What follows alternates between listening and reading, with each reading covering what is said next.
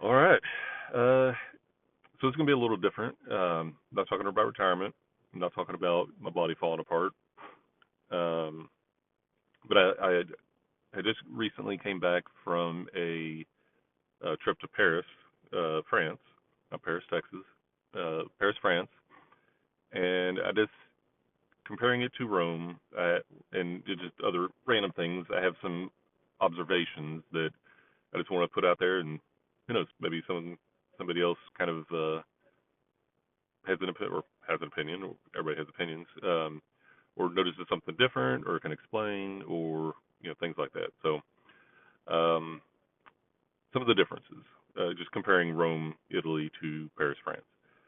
Uh, Cafe culture in Rome, at least in like the center area where all the tourist stuff was, um, definitely a cafe culture.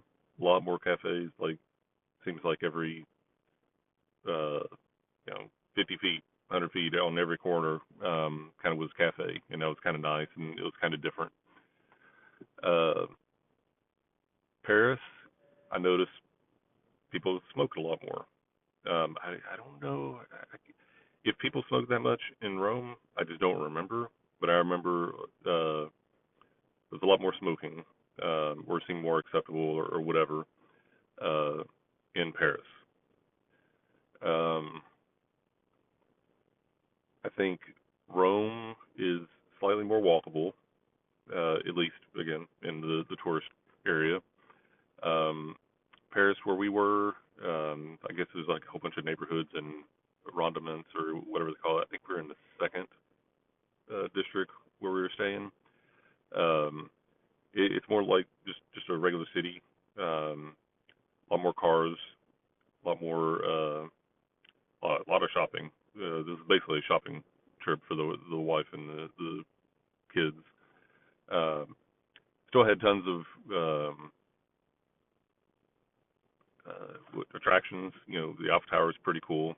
Um, the Arc de Triomphe was actually pretty cool. What I didn't realize is it's yeah, I knew it was kind of like a memorial. I thought it was just a memorial to World War II, but I think, and people can correct me if I'm wrong. I think it's the equivalent of just like their military, like a military monument. I think it's kind of like a cross between their Tomb of the Unknown Soldier and like a memorial to like all the soldiers that died in wars going back way, hundreds, maybe even thousands of years. Generals are listed on there and stuff like that. So it's kind of, if there was a U.S. equivalent, it's kind of several uh, war memorials kind of wrapped up in one. So that was interesting. Um, the palace, or yeah, Palace of Versailles was pretty interesting, pretty cool. Um, I like the gardens. We came in at a perfect time in September, where the flowers are in full bloom and all that good stuff. So that was all pretty cool. Um, we ate pretty well. Food is pretty expensive, but we had, like, for a family of like 5 adults, basically me and my wife and my three adult children. Um, I think the most we spent was about $200 for a meal, and I think besides just getting like snacks or coffee and croissants and stuff like that, I think the cheapest meal was probably like 100, 120, something like that. So it's kind of expensive, but I don't think it's that much more different in the states. If you went to a decent sit down restaurant, like you're going to be spending 20, $30 uh, per person. Heck, these days, if I went to Chick-fil-A, it'd be between 10 and $20. So like it's kind of just food's expensive these days. Um, like the French are assholes thing that everybody thinks. I don't really think they're assholes. I think they have a funny kind of humor, uh, and I appreciate it. It's not really dark humor. It's just kind of yeah, I guess it's called the French humor. Who knows? But it was kind of funny. Um, but everybody was nice. I'm sure there's some. people that are mean or whatever, but at least all the areas we went, everybody was accommodating. It was nice.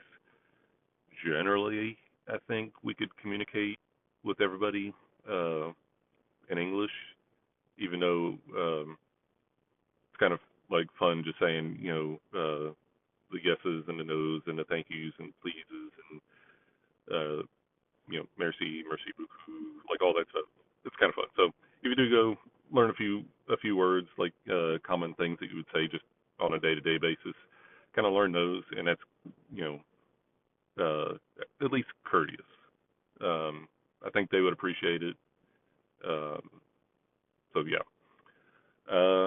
When we went, the week we went was a week that they had protests. And interesting observation, at least for us or for me, um, like on my social media stuff, I tend to be on the right side of things. Not right, wrong, but left, right, right side of things.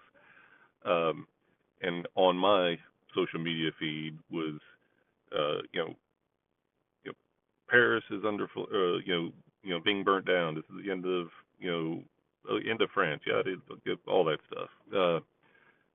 Honestly, I didn't see a whiff of smoke. The day where everything was supposed to be shut down, uh, there were still, I don't know if taxis were running, uh, but Uber, like we Ubered a relatively decent amount over there, but Ubers are running. Um, Most of the shops, I think all the shops were open.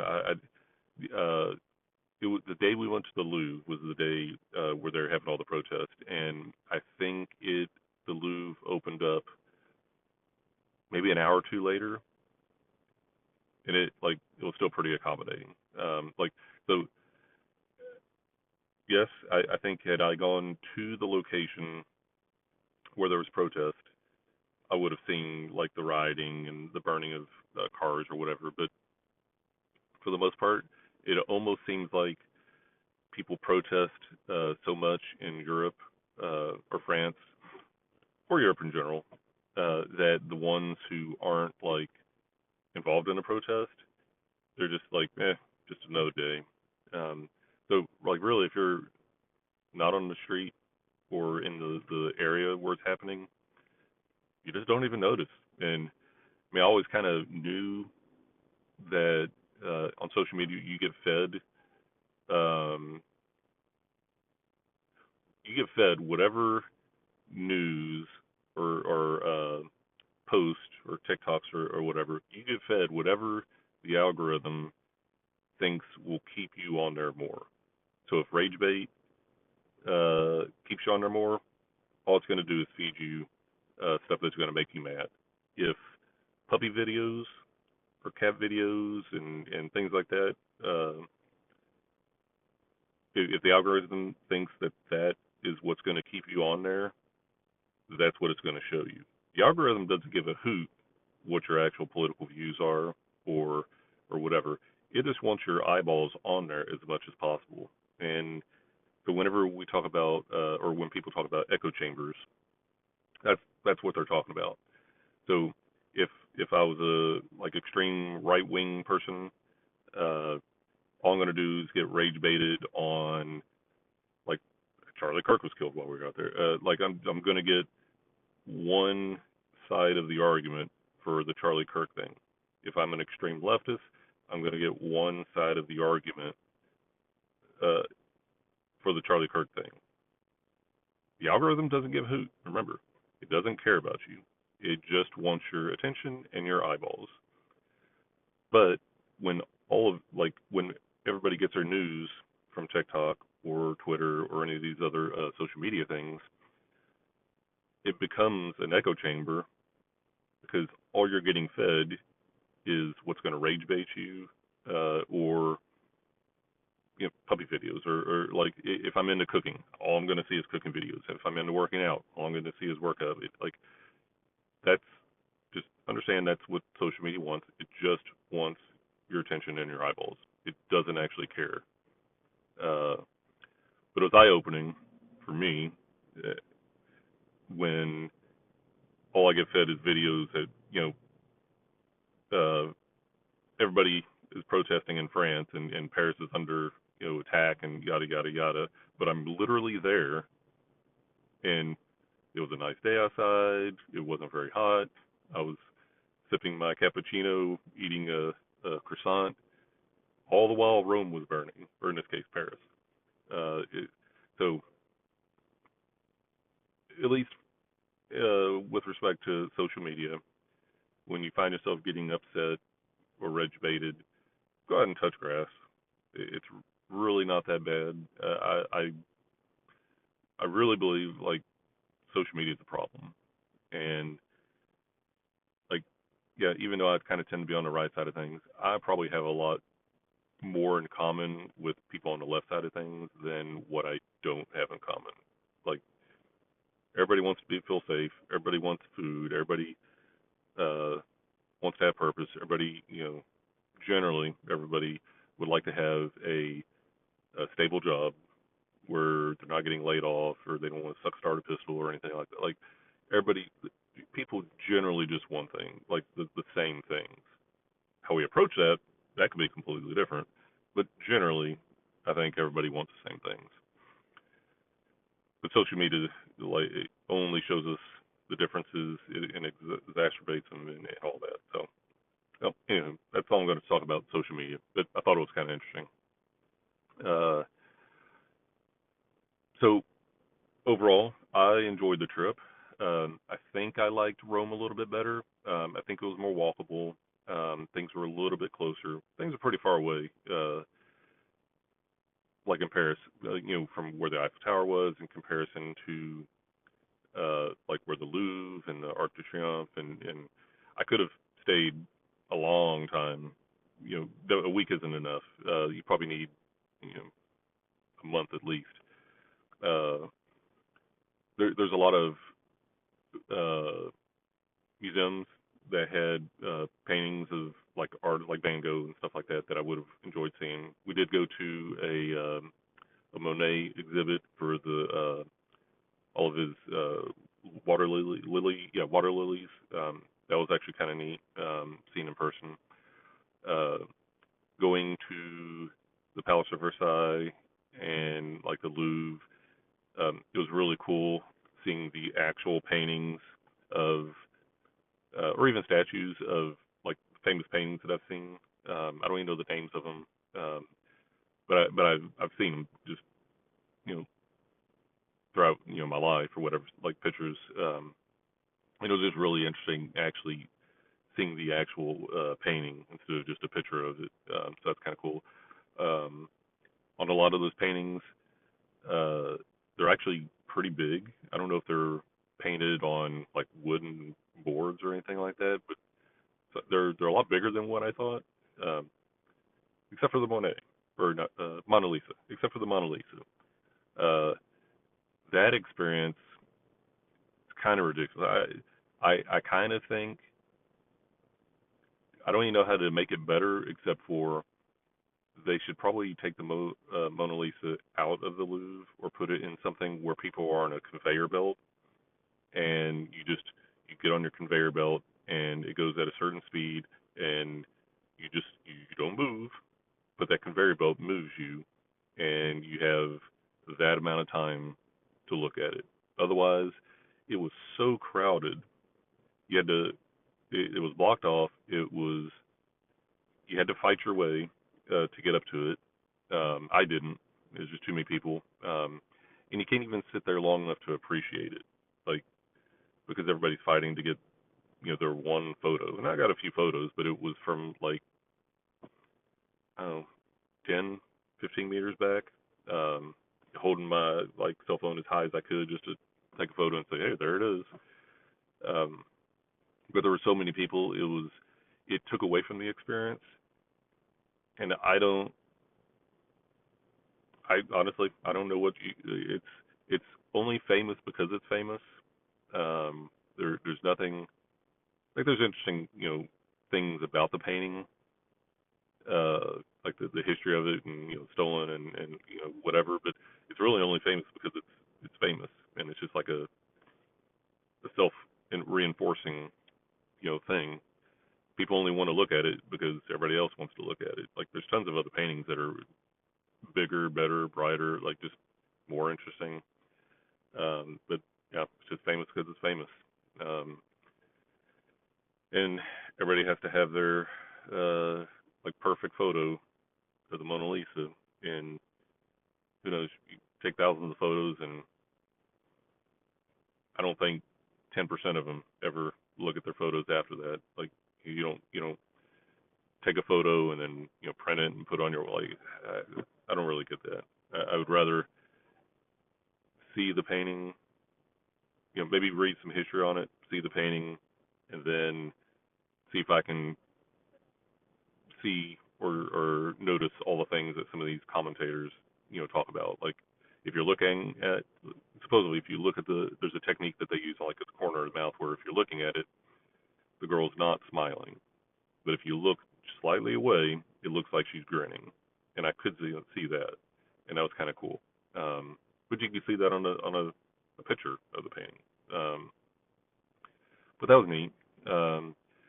Except for the fact that the Mona Lisa was just god awful, crowded.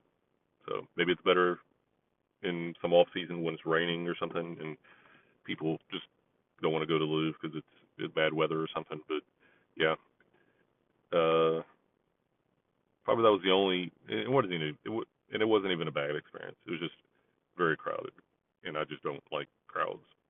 So that's my little quirk. But overall, I think it was a good trip. Spent a lot of money.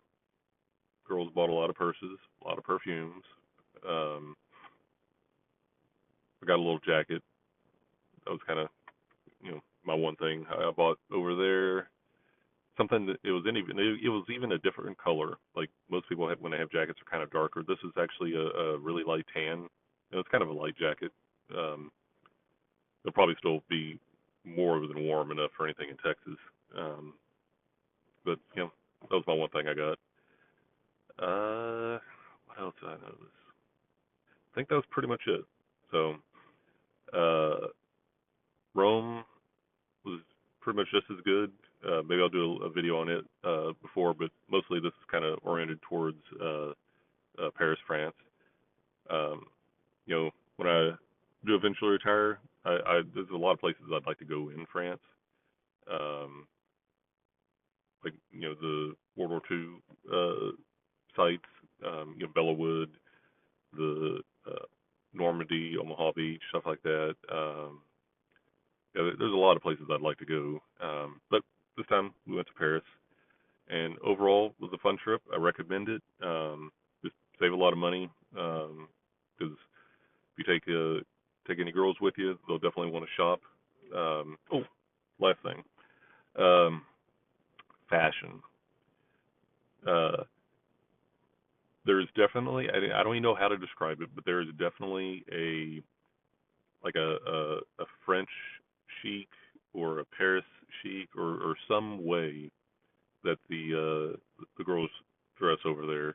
But they look good. Like they dress well, like, and it doesn't mean that they're wearing all the fancy brands or anything like that. It's just how they put their outfits together were really nice. And there's a different look, and I don't even know how to explain it. Like you don't see like girls or ladies dressing like that over here, and it wasn't like it could have been as simple as just a pair of blue jeans and a white T-shirt, or a pair of blue jeans and a black. Like I don't even know how to describe it, but there's a French chic or a Paris chic, or maybe if you are into fashion, y'all can tell me what it is. It's different. Um, and I don't even think it takes that much effort. It just what they do. But that was interesting. The guys over there, different. I didn't. They didn't. It's kind of hard to explain. They didn't stand out. Like I didn't, see the guys over there and say, oh, this is a men's version of the French, chic thing. I didn't really see that. A lot of them just wore, pants and shorts and, kind of shirts or whatever. Uh, the ones that stood out tended to be just old men, and I don't know what their age are. They're probably at least late 50s, if not 60s or something like that. But they were the ones that had they would like dress up in a suit, but it wouldn't just be like a business suit. It was like flamboyant's not the right word, but it was definitely you look at that person, it's like, man, that guy's got style. And and I don't know, it was unusual, but like I was there for a week. Uh, I think I saw three, four, maybe five old men who would just like dress to the nines, and they just looked good. It wasn't they were dressed up in tuxedos or anything like that, but they like uh, definitely suits, and that's what probably made them stand out. But it was like the colors and just how they dressed, and you just look like, man, that guy, he just he enjoys dressing up and walking around in Paris. So that was interesting. Um, I think when I was in Rome, everybody dressed up, but because Rome, I guess France is the capital also. Maybe it was just like the location, but a lot more people in suits. Like the guys, a lot more guys in suits. Uh, I think women kind of dressed like business attire,